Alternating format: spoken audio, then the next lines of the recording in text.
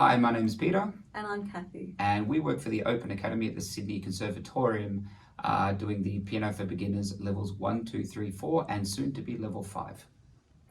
So Piano for Beginners is a course that is open to everybody. Level 1 is for absolute beginners.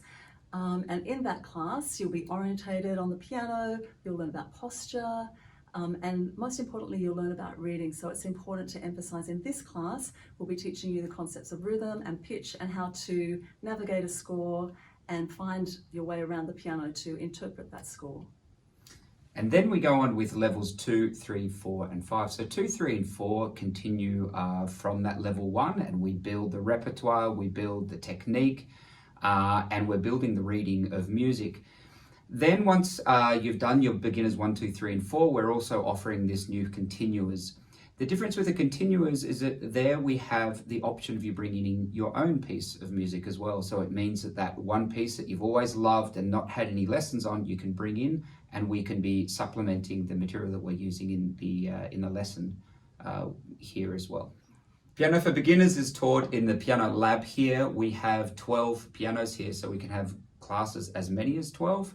The pianos have 88 weighted keys to them, so that is so they do have the feel and the touch of an acoustic piano.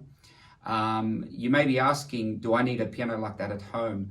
Well, it is going to be good to have a keyboard instrument at some stage, but for the beginning, it's okay to have something that's maybe not weighted. It's also okay to have something that doesn't have 88 keys. Certainly, you could be starting Piano for Beginners 1 without a keyboard and then making that decision with your tutor. The class size of 12 also gives you the opportunity to learn in a group, and there's many things that are wonderful about this. It gives us the opportunity to play an ensemble, to go on that musical journey with others, create friendships.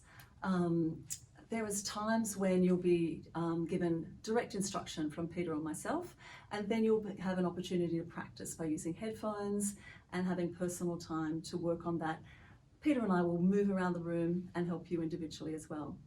Towards the end of the class, we always have some ensemble time where we take off the headphones and we play together. And that's a wonderful thing because piano can be quite a solitary instrument, and it's wonderful to be able to play together. It also gives us an opportunity to work on our rhythm skills, our listening, oral skills, and enjoy making music with other people. So which course is for you? Piano 1, 2, 3, 4, or 5? If you're an absolute beginner, Piano for Beginners 1 is the ideal option. If you've had lessons before and you're wondering about 2, 3, 4, or 5, the best thing to do is to jump on the website and see what is involved in each of those. Keeping in mind that beginners 1, 2, 3, and 4 have a continuity from each other where you will be using repertoire that's given to you throughout the course. It is beginners continuous that you will be then being able to supplement the material with your own material from home.